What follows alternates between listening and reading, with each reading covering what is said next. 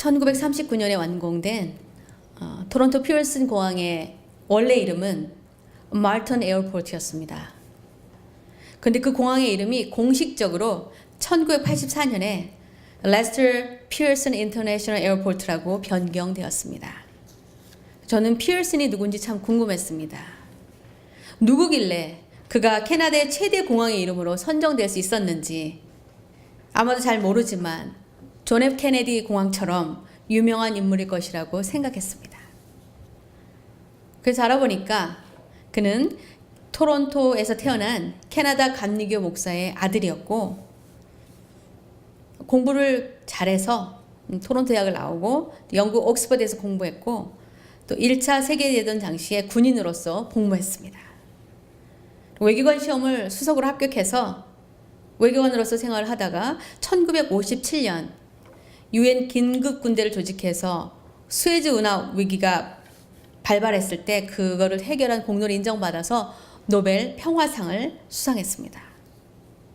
그리고 1963년에서 1968년까지 캐나다 14대 총리였고 그의 총리 시절에 그 당시 소수 정당이었던 자유당에서 누구에게나 적용되는 건강보험, 학생 융자제도, 캐나다 펜션 플랜, 캐나다 여러 가지 제도와 또 메이플 리프를 국기로 정하고 또 캐나다 군대를 통일했고 영업으로 공용어 채택과 또 영불 공동문화제도를 실시한 그런 총리였습니다. 그리고 베트남 전쟁에서 캐나다군을 배제시키고 1967년에 피어슨 정부는 캐나다에서 사형제도 폐지 안건을 통과시킨 다음에 캐나다에서 사형제도는 1976년에 완전히 폐지되었습니다.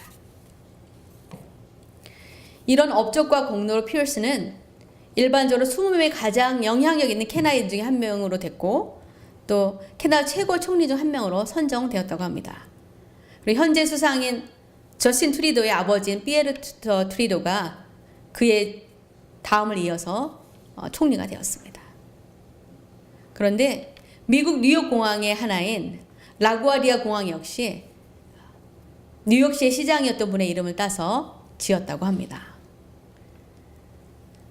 대공황기에 뉴욕시의 시장이었던 라구아디아가 시장으로서 그는 사람들의 삶에 직접적으로 많이 동참했다고 합니다. 소방차를 타고 소방관들과 함께 화재를 진압하러 가기도 하고 경찰차를 타고 함께 출동하기도 하고 또 고아들과 함께 견학을 하기도 했다고 합니다. 1935년 1월에 심하게 추운 밤에 이 라구아디아 시장은 뉴욕에서 가장 가난한 지역 브롱스 지역의 야간 법정에 나타났습니다. 그리고 저녁 시간에 일하고 있는 판사를 돌려보내고 이 라구아디아도 역시 변호사 출신의 법을 공부한 사람이었기 때문에 그가 즉결 심판을 그날 밤에 보게 되었습니다. 얼마 안 있어서 빵 한 덩어리를 훔쳐서 기소당한 나이든 남루한 할머니 한 분을 그 앞에 데려왔습니다. 그 할머니가 말하기를 내 딸의 남편은 집을 떠나버렸고 내 딸은 아파서 누워있고 2명의 손자들은 굶어 죽어가고 있어서 내가 빵 한 덩이를 훔치게 되었다고 그렇게 고백했습니다. 근데 그 빵을 훔친 가게 주인은 혐의를 기각하지 않았습니다.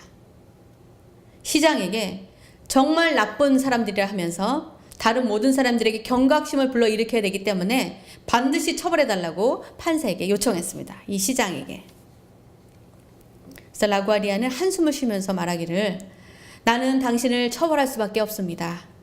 법은 만인에게 공평하기 때문에 그렇습니다. 하고 벌금 10불 아니면 10일간 감옥에 가야 된다고 판결을 내렸습니다. 그리고는 자기 주머니에서 10불을 꺼내서 그 사람이 늘 쓰고 다니던 그 중절모에다가 담으면서 이 사람의 벌금은 내가 지불합니다. 하고 10불을 그 모자에 집어넣고 그리고 이렇게 다시 판결했습니다. 이 손자들이 먹을 수 있도록 빵을 훔쳐야 하는 마을에 살고 있는 이 법정에 있는 모든 사람들에게 50센트의 벌금을 부과합니다. 그리고 그 모자를 법원 석인 발리프 씨에게 주면서 그 벌금을 다 받아내라고 했습니다. 다음날 뉴욕시 신문에 47불 50달러가 들어간 그 돈을 여인에게 전해줬고, 이 중에 50센트는 식료품 가게 주인이 내야 했었습니다.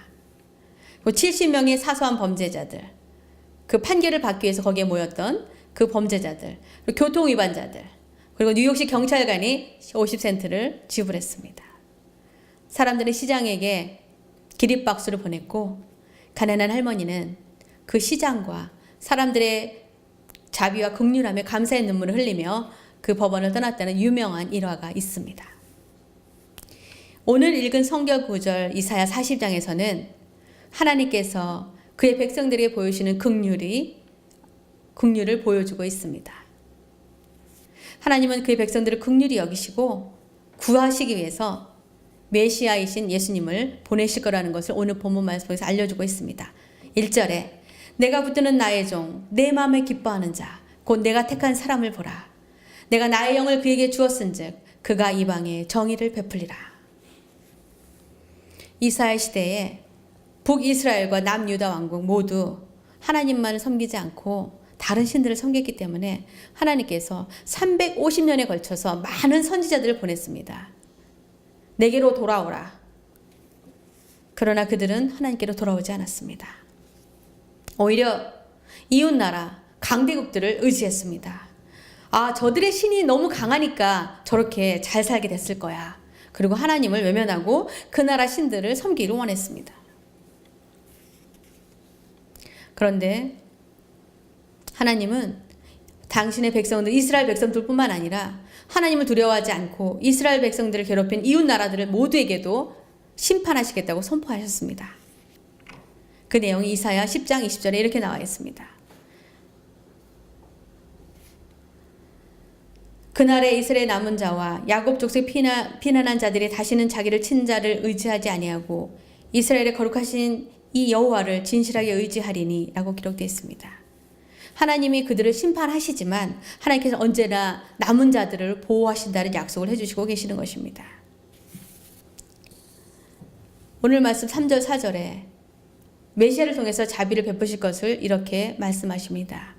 그는 상한 갈대를 꺾지 아니하며 꺼져가는 등불을 끄지 아니하고 진실로 정의를 시행할 것이며 그는 쇠하지 아니하며 낙담하지 아니하고 세상에 정의를 세우기에 이르리니 섬들이 그 교훈을 앙망하리라. 2000년 전에 예수님이 이 세상에 오셔서 그분은 진정으로 가난한 자, 병든 자, 사회에서 소외된 자들을 돌아보셨습니다. 주님은 인종이나 성별, 연령, 교육 수준, 사회적 지위로 인해서 사람들을 무시하지 않으셨고 어린이들과 매춘부 또는 교육받지 않은 어부, 죄인으로 취급받았던 세리들, 아픈 자들, 저는 자들, 눈먼 자들을 불쌍히 여기고 치유해 주셨습니다. 주님은 그들을 받아주셨을 뿐만 아니라 새로운 삶을 살도록 소망을 주셨습니다. 우리도 예수를 믿는 사람으로서 우리의 삶을 되돌아봐야 합니다. 우리는 가난하고 소외된 자들에게 친구가 되어주고 있습니까? 제가 사스카천 북쪽에 왔었을 때 원주민들이 대낮부터 술에 취해서 길거리에서 이 담배를 피면서 서 있으면 왠지 그곳을 지나가는 것이 좀 두려웠습니다. 그냥 지나가면 저를 따라와서 돈이 있냐고 담배를 사야 된다고 그렇게 얘기를 하는 것을 보았습니다. 그들에게 친구가 되어주는 것이 어떤 것인지 쉽지 않다는 것을 알게 되었습니다. 그렇지만 우리는 그들에게 복음을 통해서 예수님의 사랑과 또 영원한 삶에 대한 소망을 주어야 합니다.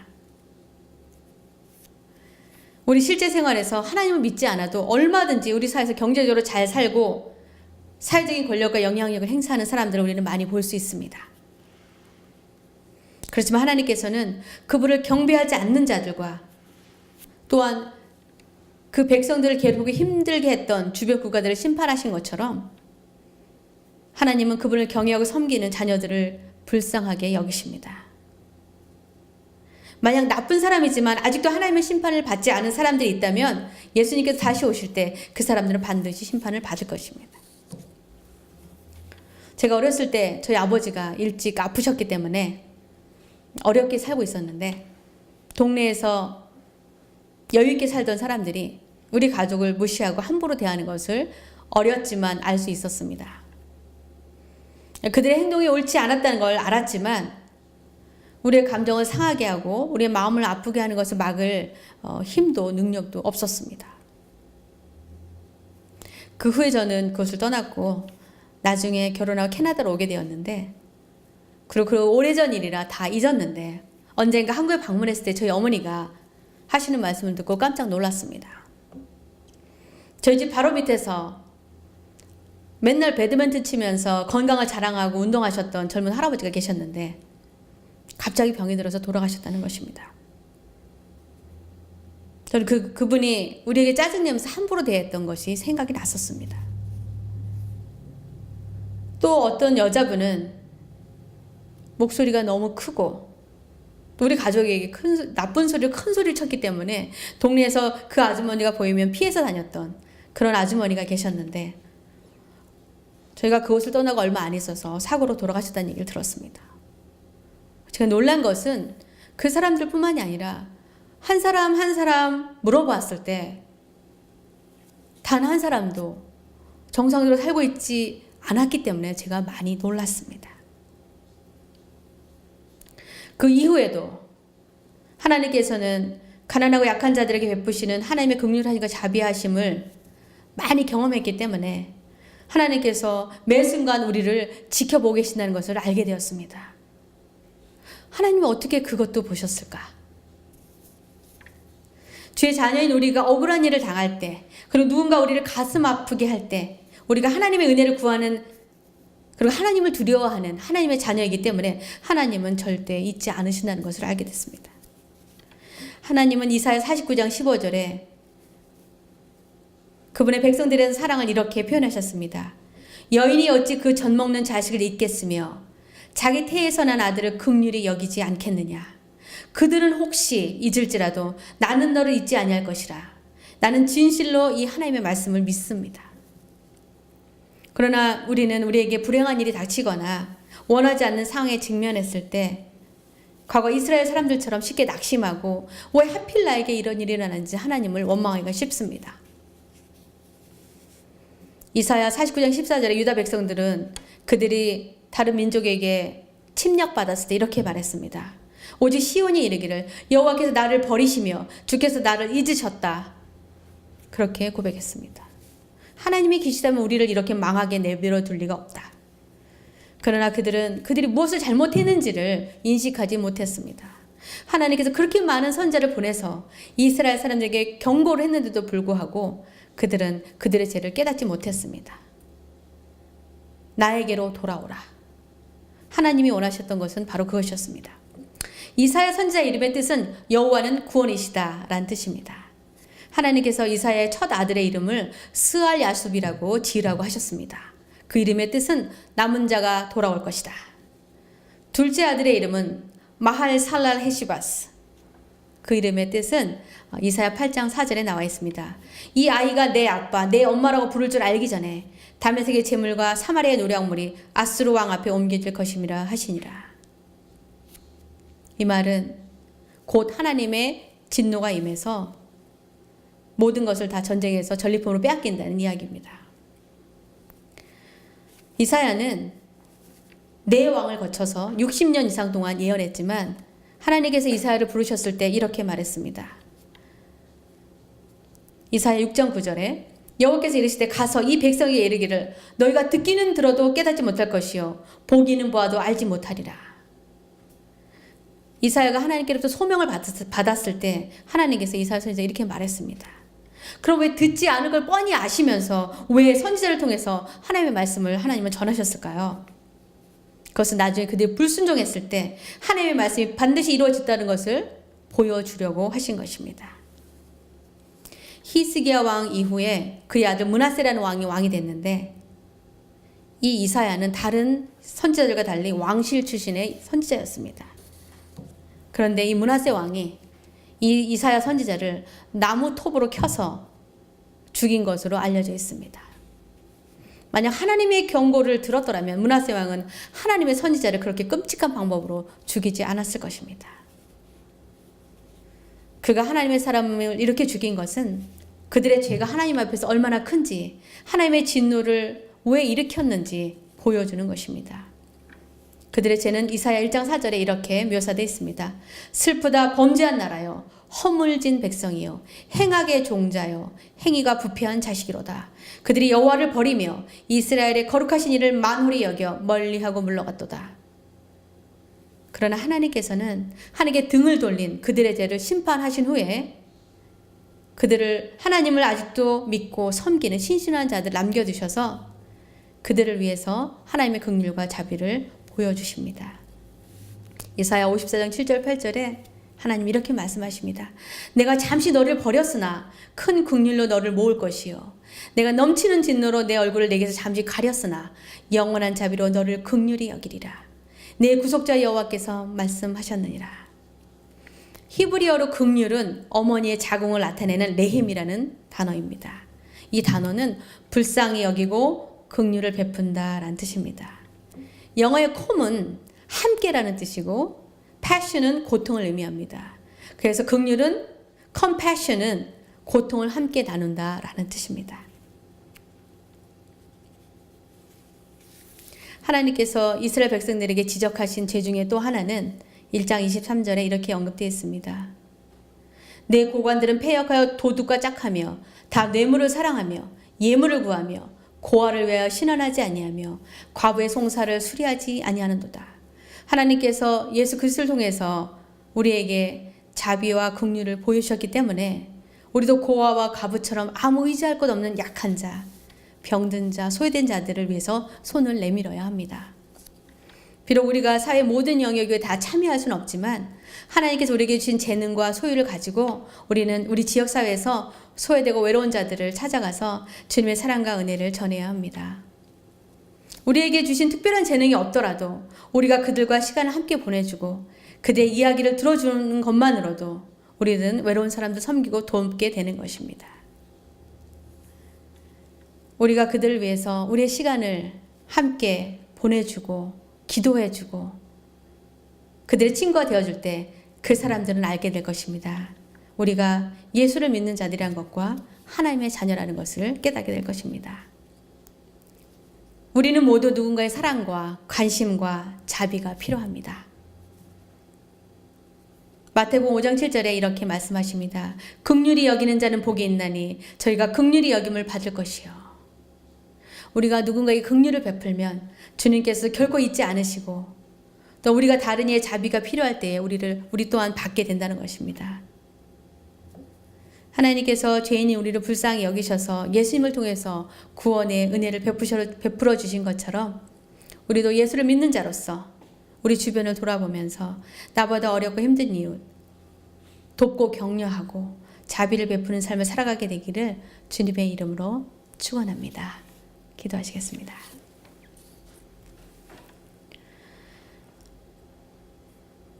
사랑과 은혜의 아버지 하나님 감사합니다. 하나님 저희들에게 긍휼을 베풀어 주시고 저희들을 불쌍히 여겨주셔서 귀한 예수를 이 세상에 보내주셔서 우리에게 영원한 생명을 주셔서 감사합니다. 하나님 저희들은 매일 누군가의 사랑과 도움과 자비가 필요합니다. 그런 것이 필요 없는 사람처럼 저희들 살아가지 않게 하시며 우리 주변을 돌아보며 나보다 어렵고 힘든 이웃을 위하여 손을 내밀고 그들에게 주님의 사랑을 전해주는 저희들의 삶이 되기를 원합니다. 우리에게 날마다 귀한 사랑과 은혜를 베풀어 주시는 예수 그리스도의 이름으로 기도하옵나이다. 아멘.